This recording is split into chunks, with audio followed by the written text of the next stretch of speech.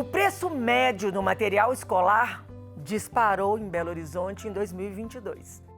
Segundo a pesquisa divulgada pelo site Mercado Mineiro, se comparado com os valores praticados no período pré-pandemia, os pais terão que desembolsar até 132% a mais nos itens para comprar o material de seus filhos. Não é mole não, né, gente?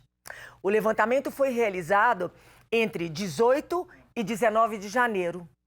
Em dezembro, estabelecimentos da capital, em 10 estabelecimentos da capital. E para falar sobre esse planejamento, nós vamos conversar agora com o economista Carlos Eduardo Costa. Bom dia, Carlos Eduardo. Bem-vindo ao Manhã da Piedade. Uma alegria tê-lo conosco. Bom dia, uma alegria imensa mais uma vez estar com vocês. Carlos Eduardo, começo de ano, né? Tantos impostos para pagar, o bolso da gente já está machucado, gasolina, tanta coisa subindo. Por que o material escolar também está tão caro assim? É uma consequência da inflação? Com certeza, é uma consequência da inflação que a gente experimentou, principalmente ao longo de 2021. É uma consequência também da valorização do dólar, né?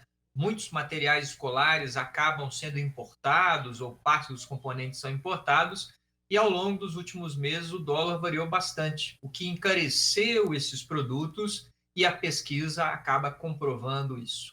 Uhum. Carlos Eduardo, como que os pais devem se preparar melhor para ir às compras? Antes de tudo, é importante pesquisar muito. Eu digo que até um passo anterior, qual que é ele? Dar uma olhadinha na lista de material e verificar o que eu posso aproveitar do ano anterior.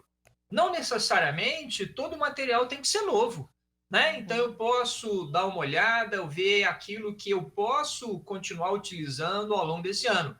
Então eu elimino alguns itens daquela lista. O primeiro passo é esse. O segundo, como você disse, é fazer uma pesquisa. Há uma variação muito grande entre os diversos canais, as papelarias, a internet. Então, eu faço um apanhado geral para ver aonde cada item está mais barato. E posso utilizar esse levantamento, inclusive, como um argumento para poder tentar negociar naquele estabelecimento que eu gosto mais, que eu estou acostumado a comprar o meu material. Olha, vi esse preço, você consegue cobrir esse preço? Tenho a alternativa de comprar mais barato. Uhum. Quando os pais, então, saem às compras, é ideal que os filhos acompanhem os pais ou melhor largar os meninos para trás? Eu acho que, inclusive, é uma oportunidade para a gente trazer educação financeira para os nossos filhos. Mostrar a eles a necessidade da gente estar buscando o preço mais acessível, né? Comparar preços. Muitas vezes não é possível a gente comprar aquele item que a criança desejaria, mas através da negociação com a própria criança a gente pode, economizando em alguns itens, deixar aberta até uma possibilidade de comprar alguma coisa na direção do que a criança estava solicitando, estava pedindo. É uma boa oportunidade trabalhar aspectos importantes da educação financeira com os nossos filhos. É muito bacana você falar isso, porque realmente sempre o primeiro pensamento do pai é largar para trás. Porque os meninos vão querer, vão fazer birra, aquela confusão, vão querer escolher os mais caros. Às vezes, né, o gasto vai onerar. E quando você fala dessa forma de levar os filhos para educar, um momento de educação, eu te pergunto então, Cássio, como controlar os anseios dos meninos para que a compra fique dentro do orçamento? Mostrando exatamente, né, a nossa realidade, o que a família planejou gastar com a lista de material escolar e que tudo aquilo tem que caber naquele valor. Então, muitas vezes é necessária a negociação. Você quer esse determinado caderno? Se a gente conseguir economizar nos outros itens, vou dando um exemplo, um lápis de cor mais simples, alguma coisa, a gente consegue levar. Uhum. Não dá para, muitas vezes, comprar tudo da maneira ou das escolhas que os filhos estavam fazendo. Então, fazer essa negociação, mostrar alternativas. Eu sempre gosto de dar um exemplo. Os cadernos ligados a personagens, etc., eles são normalmente mais caros, né?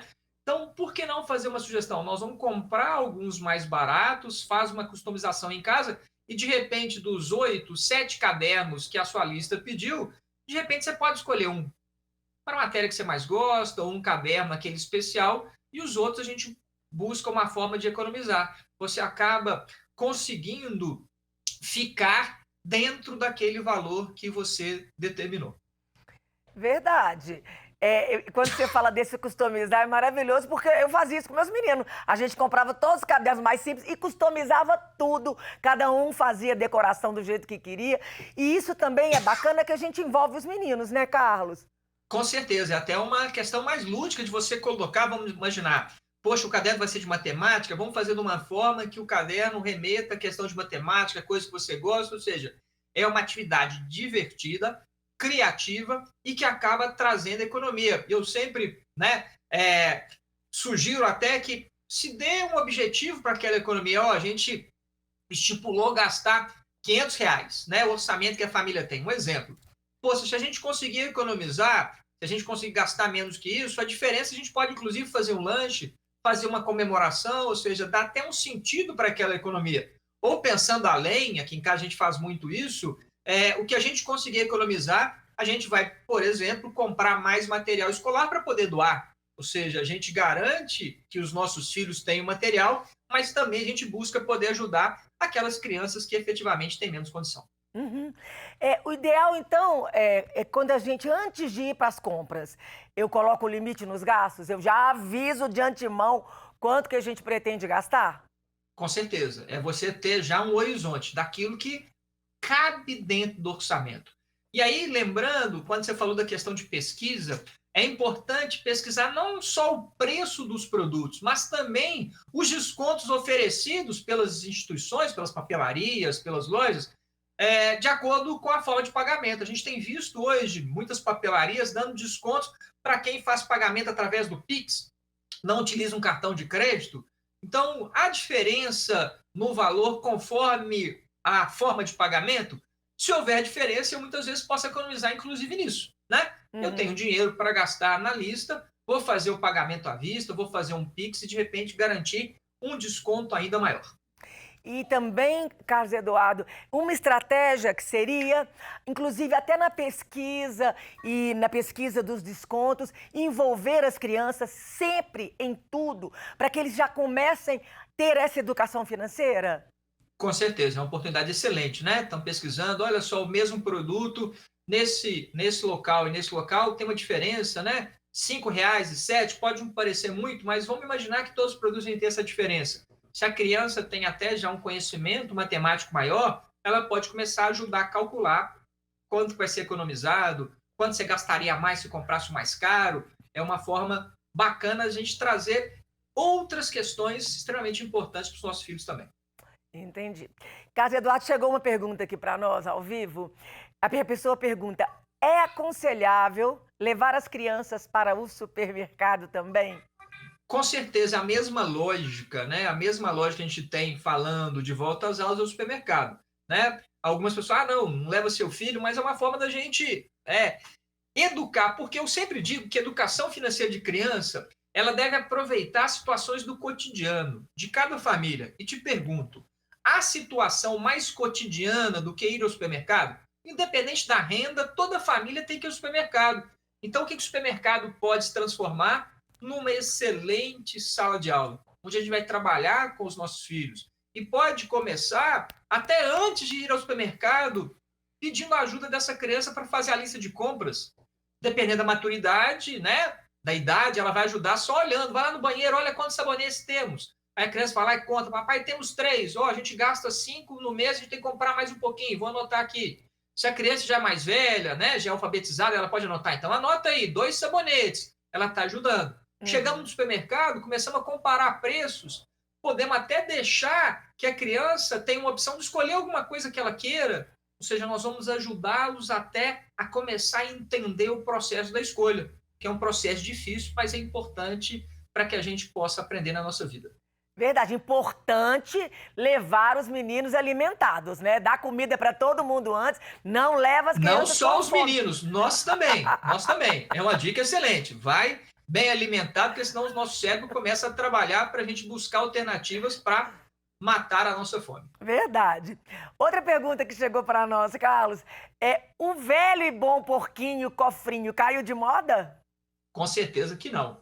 Eu acho que o porquinho ele serve até para adultos. Eu, né, faço consultoria para adultos. Eu vejo muitos com hábito, né, de manter um porquinho ao longo do ano e já vi pessoas que inclusive juntam dinheiro para levar numa viagem de férias ao longo do ano no seu porquinho. Então aquela moeda que você ia gastar muitas vezes sem saber onde, você vai depositando no porquinho e no final do ano você se surpreende com o valor. Para uma criança é uma forma, inclusive lúdica, da gente ensinar alguns valores importantes. A questão da poupança, deixar de fazer hoje para poder fazer no futuro, né? Sempre é importante a gente mostrar qual que é o objetivo, ligado à questão temporal da criança, de tempos em tempos abrir aquele porquinho para manter aquelas moedas em circulação, para tirar aquela ideia de que porquinho é entesouramento, não é isso que a gente quer mostrar para os nossos filhos.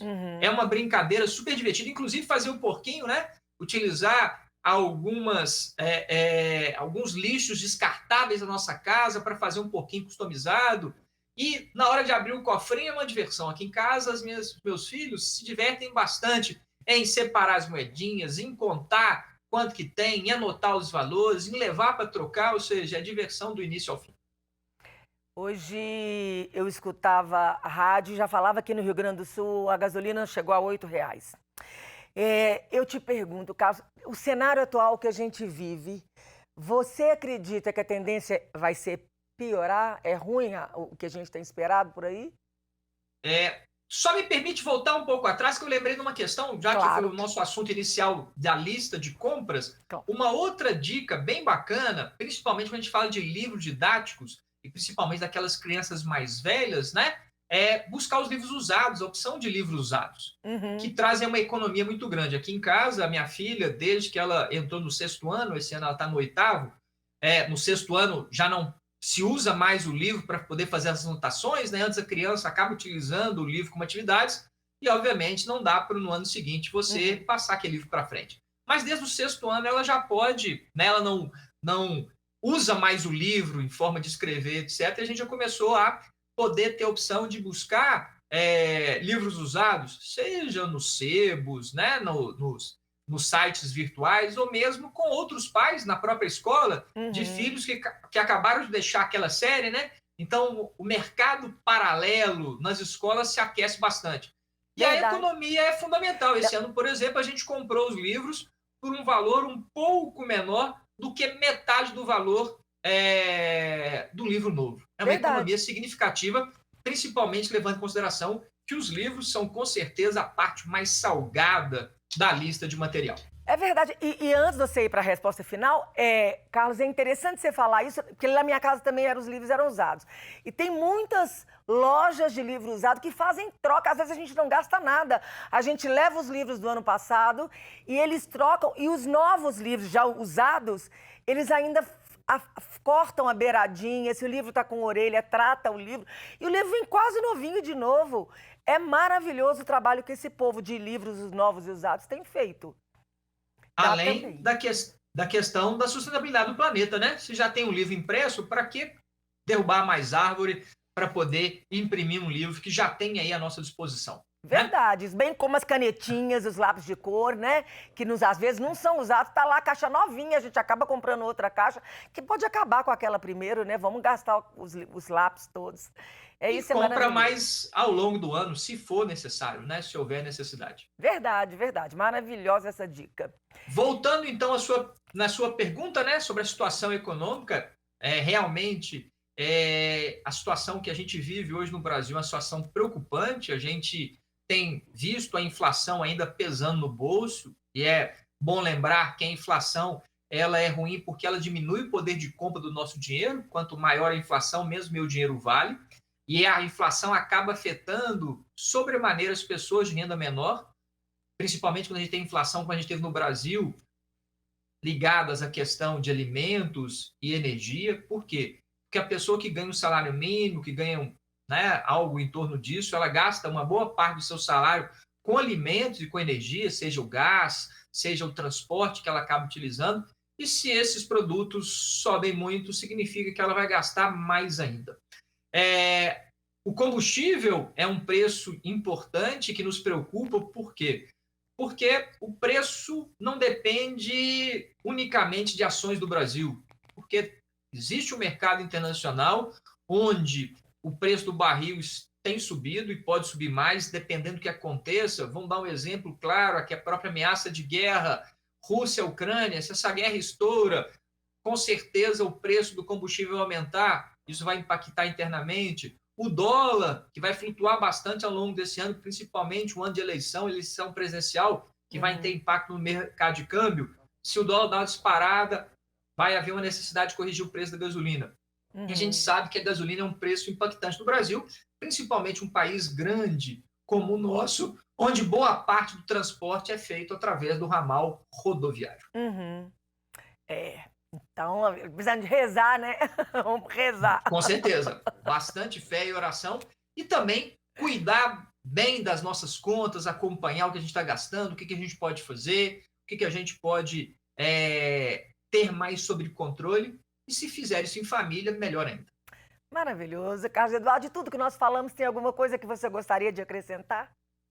Eu acho que é a questão de se preocupar, né? Dar mais atenção para a nossa relação com o dinheiro, para a educação dos nossos filhos, para tentar fazer as coisas de forma menos automática. Os resultados vão ser, com certeza, impactantes. Maravilhoso. Gente, lembrando o Instagram do Carlos Eduardo. A gente tem 2 Instagrams, estão aqui na tela, @CEFCosta68 e @meu.dinheiro. Vai lá, segue, manda pergunta, compartilha, salva as informações e manda dúvida também que ele te responderá. Muito obrigada de sua presença aqui no Manhã da Piedade, viu? Deus abençoe muito o seu trabalho. Amém. Eu que agradeço. Então, quem quiser acompanhar o nosso trabalho, principalmente no @meu.dinheiro, vai ser um prazer. E uma semana abençoada para você e para todos os seus telespectadores. Amém para você também.